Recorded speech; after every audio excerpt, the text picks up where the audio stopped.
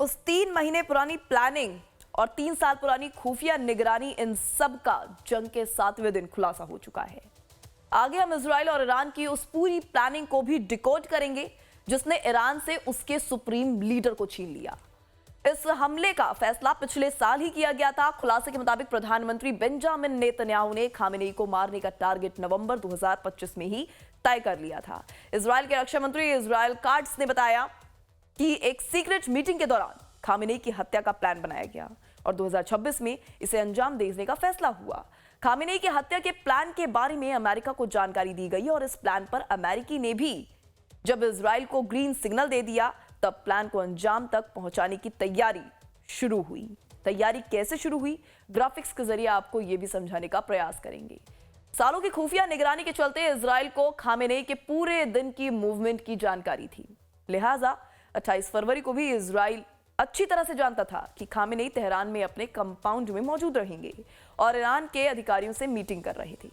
हमले को जानबूझकर दिन में अंजाम दिया गया जिससे खामेनेई समेत किसी को भी इस बात का अंदेशा ना हो कि ईरान पर हमला हो सकता है।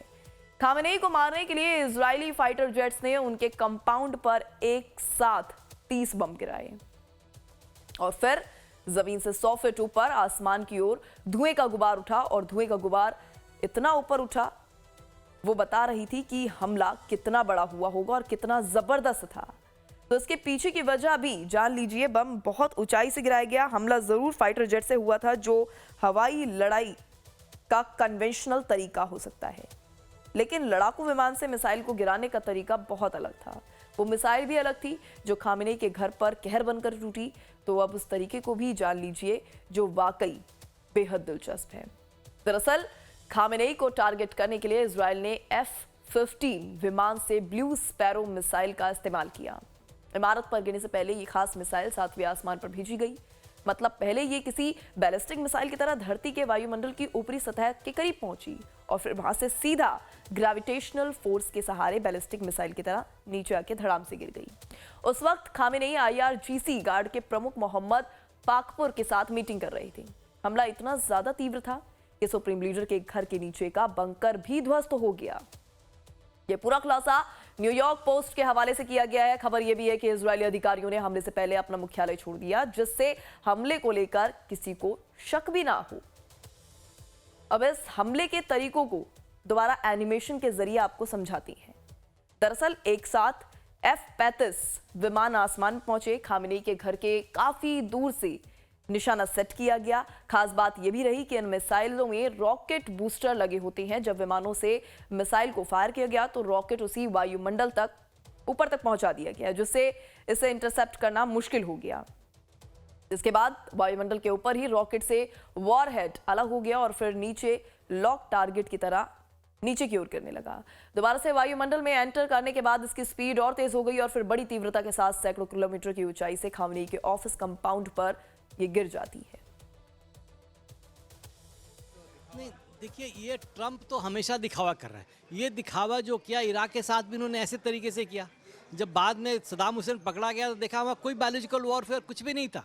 अब इनको पाकिस्तान के एटम बम से तो बहुत प्यार है, लेकिन ईरान एटम बम बना लेगा तो उसको बड़ी मत भी है। ये क्या मतलब है? ये भारत के साथ लड़ सकता है पाकिस्तान के कटोरे भर देते हो। ये बस दिखावा दिखाने की बात में कोई सत्यता नहीं है। अपना मकसद पूरा करना चाहते थे। इराक को ईरान के ऑयल पर कंट्रोल करना चाहते हैं। और प्लस ये लड़ाई के बहाने इनका मेन मकसद ये था कि अरब के जितने देश हैं, जिन देशों को ये सुरक्षा प्रदान करते हैं और जितना पैसा उनसे मिलता है उससे इनकम हम डबल करें और अपनी अपनी आर्थिक स्थिति उनके कॉस्ट को सुधार सकें। तो ये उनका एक दिखावा था और इजराइल का मेन मकसद इजराइल का ईरान को वीक करना था। ईरान अगर कमज़ोर होगा तो हबीबुल्लाह कमज़ोर होगा, हमास कमज़ोर होगा। अब आपको इस खास ब्लू स्पैरो मिसाइल के बारे में भी बता देते हैं। ब्लू स्पैरो एक आधुनिक इजरायली मिसाइल है जिसे मुख्य रूप से लंबी दूरी की बैलिस्टिक मिसाइलों की तरह इस्तेमाल करने और दुश्मन के एयर डिफेंस सिस्टम को भेदने के लिए बनाया गया है। Blue sparrow missile Scud missile की कॉपी है जो हवा से हवा और जमीन पर मार करने में सक्षम है।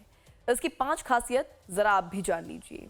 इसे F-15 लड़ाकू विमान से ऊंचाई पर ले जाकर लॉन्च किया जाता है। हवा में उड़ने के बाद मिसाइल के वॉर हेड से रॉकेट बूस्टर अलग हो जाते हैं। लॉन्चिंग के बाद ये अंतरिक्ष की सीमा तक पहुंच जाती है और फिर बड़ी ही तीव्र गति से यानी कि बहुत ही तेज स्पीड से अपने टारगेट की ओर बढ़ती है, जिससे इसे ट्रैक करना भी मुश्किल हो जाता है। स्टेल्थ टेक्नोलॉजी से लेस ये मिसाइल आधुनिक सेंसर और रडार को भी चकमा दे देती है। ये 1240 मील करीब 1500 किलोमीटर तक मार करने में सक्षम है। रिपोर्ट्स के मुताबिक इस मिसाइल का कुल वजन 1900 किलोग्राम होता है। इसमें सॉलिड फ्यूल रॉकेट वाले ईंधन का इस्तेमाल किया जाता है। तो वहीं इन्हें हवा में मार गिराना बेहद मुश्किल है, क्योंकि इनकी रफ्तार ही इतनी ज्यादा तेज होती है। ऐसे में माना यह भी जाता है कि इजरायल 2024 के हमलों में भी कहीं ना कहीं इसका इस्तेमाल किया था, जिसका असर भी देखने को मिला था।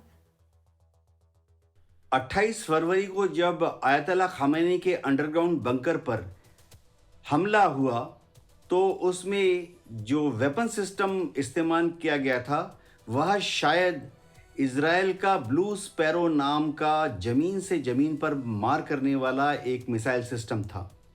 ब्लू स्पैरो जो है वो लॉन्च के बाद इज़राइल से अंतरिक्ष की तरफ चली जाती है और ईरान के आसमान में पहुंचने के बाद एकदम नीचे की तरफ 90 डिग्री डाइव मार के टारगेट की तरफ अग्रसर होती है। इससे उसकी स्पीड जो है वो हाइपरसोनिक हो जाती है, यानी ध्वनि की रफ्तार से 5 गुना 7 गुना ज़्यादा। ब्लू स्पैरो में एक 500 किलो का वॉरहेड लगा है जो कि डीप पेनिट्रेशन के बाद ही फटता है। उसमें एक डिले फ्यूज लगा है, यानी ज़मीन पर लगते वो फटता नहीं है, वो ज़मीन के अंदर आधा सेकंड 1 सेकंड तक अंदर जाता फिर फटता है। तो ऐसा माना जा रहा है कि शायद इज़राइल ने ब्लू स्पैरो मिसाइल का इस्तेमाल करके आयतुल्लाह खामेनी के underground command and control centre को उड़ाया। 28 फरवरी को जब खामेनी अपने आवास पर बैठक कर रही थी, तब इसी ब्लू स्पैरो मिसाइल ने पूरे कंपाउंड को तहस नहस कर दिया, जिस हमले में खामेनी, उनकी पत्नी, बेटी, दामाद, पोती और पोते की भी हत्या हो गई। खामेनी के बेटे मोज्तबा उस वक्त आवास में नहीं थे, लिहाजा वो जिंदा बच गए, जिन्हें अब सुप्रीम लीडर बनाने की तैयारी हो रही है।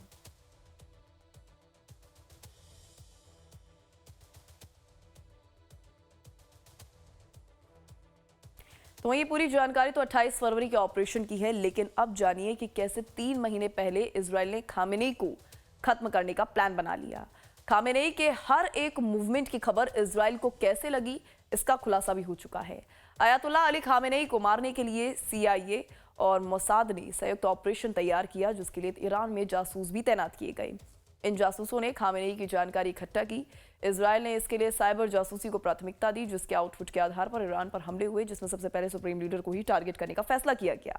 फाइनेंशियल टाइम्स के मुताबिक, बड़ी रिपोर्ट के मुताबिक, एक मोसाद ने सालों पहले ये ऑपरेशन शुरू किया। तो वहीं अयातुल्लाह अली खामेनी की मौत वाले हमले की प्लानिंग में इजराइल ने सालों तक साइबर जासूसी की। इजराइल ने तेहरान के ज्यादातर ट्रैफिक कैमरों को हैक कर लिया। इन कैमरे से लाइव फुटेज एनक्रिप्ट करके तेल अवीव और दक्षिणी इजराइल के सर्वर्स पर इन्हें भेजा जाता था। इसका मकसद खामेनी और उनके सुरक्षा घेरे की रोजमर्रा की जिंदगी का पूरा डिजिटल मैप बनाना था, ताकि सटीक हमला किया जा सके। तेहरान के ट्रैफिक कैमरों से बॉडीगार्ड्स की पार्किंग, आने जाने का समय, रूट गार्ड चेंज और साथ में कौन कौन था, ये सब उस कैमरे के जरिए ट्रैक होता था।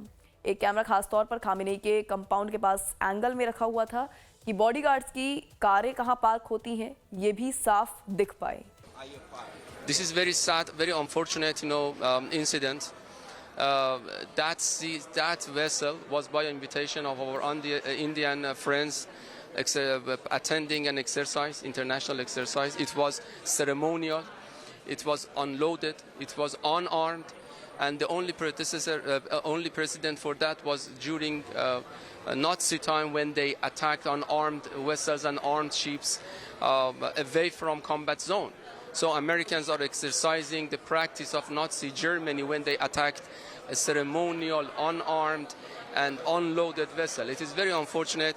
Many of Iranian young sailors who were attending this exercise actually lost their lives, and it cannot go with impunity for those who actually did that.